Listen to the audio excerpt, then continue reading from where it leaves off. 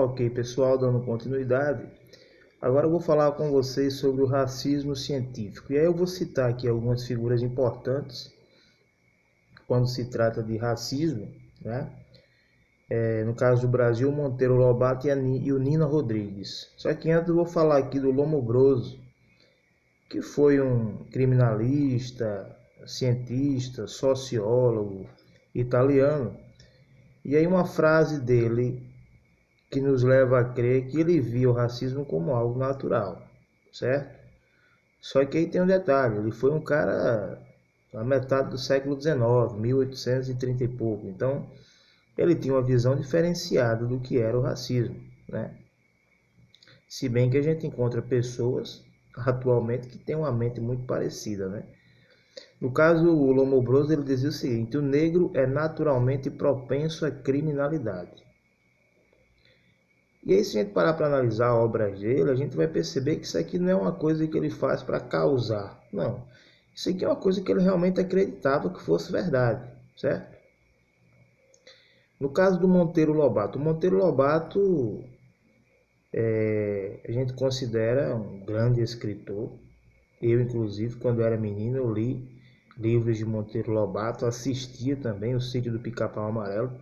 Talvez não sei nem se ainda passa, mas eu assistia, e eu assistia aquilo com uma inocência enorme. Só que hoje, quando a gente vai analisar as obras, eu como professor de história hoje, eu percebo que existe nas obras de Monteiro Lobato resquícios de racismo. Só que aí a gente tem que analisar o seguinte, pessoal, uma coisa bastante interessante da gente analisar. O Monteiro Lobato, ele viveu durante o período da escravidão. Ele viveu a escravidão. Então, para ele, aquilo era algo natural. Lembrando que a escravidão no Brasil, na época em que a escravidão era algo, entre aspas, normal, né, era aceito pela sociedade. A mão de obra escrava, ela era a mão de obra utilizada naquela época. Então, era aceito. E o Monteiro Lobato, ele viveu o século XIX, ele viveu a escravidão. Então, para ele, era natural. A escravidão era algo natural para ele. Vou trazer aqui uns exemplos aqui do que eu estou falando, certo? Uma obra do Monteiro Lobato que eu vou ler aqui para vocês, que é Aventuras de Pedrinho. Vocês querem na internet? E eu vou citar aqui dois trechos. Tem um que ele diz assim: Tia Anastácia, esquecida dos seus numerosos reumatismos, se atrepou que nem uma macaca de carvão pelo mastro de São Pedro assim. Se isso fosse utilizado nos dias de hoje, com certeza isso ia causar uma polêmica danada.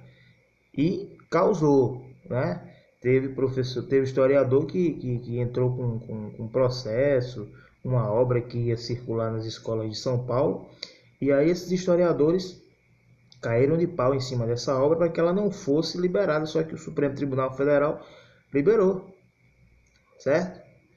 Outro trechozinho, ele vai dizer assim: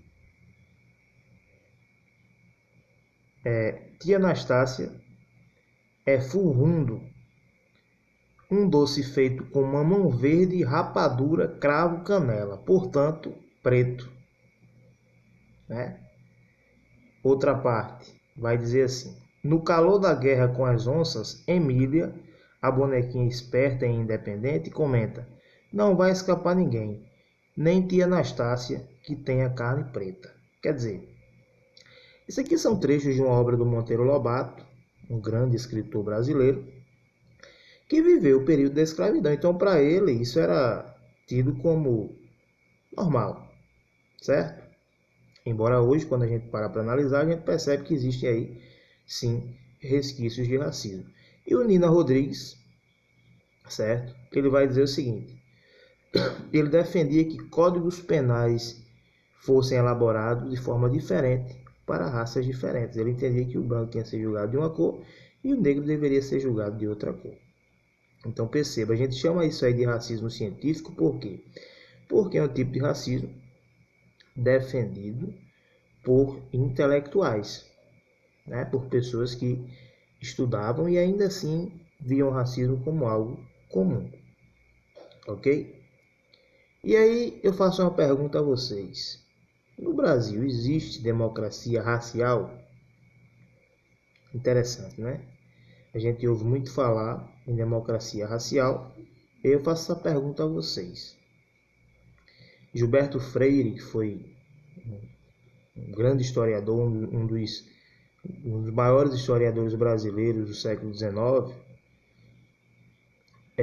ele escreveu o livro Casa Grande e Senzala. Esse livro é maravilhoso. Foi escrito no início do século XX, perdão. E ele vai tentar mostrar de forma romântica a relação entre o negro e o branco.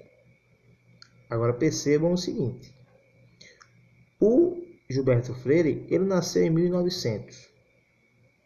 Perceba o contexto, vamos entender o contexto. Gilberto Freire nasceu em 1900. A escravidão no Brasil acabou em que ano? 1888, certo? Ele nasceu em 1900. Então perceba, ele viveu aí ainda um período em que o Brasil tinha acabado de deixar de ser escravocrata. Muito recente, né? Muito recente. Nasceu em 1900. Em 1920, por aí, 1930, o Brasil tinha acabado de ser um país escravocrata. E ele escreveu o livro Casa Grande e Senzala. Aí nesse livro ele dizia o seguinte: olha, o Brasil hoje é a mais avançada democracia racial do mundo. Conversa, né?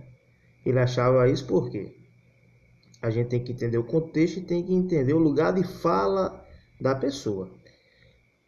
O Gilberto Freire, ele fazia parte da elite oligárquica, né? Filhos de agropecuários. Então ele estava falando de um lado bem posicionado, do lado branco, do lado de posses, que tinha terras, né? Então ele dizia isso: olha, não existe negócio de racismo no Brasil, certo?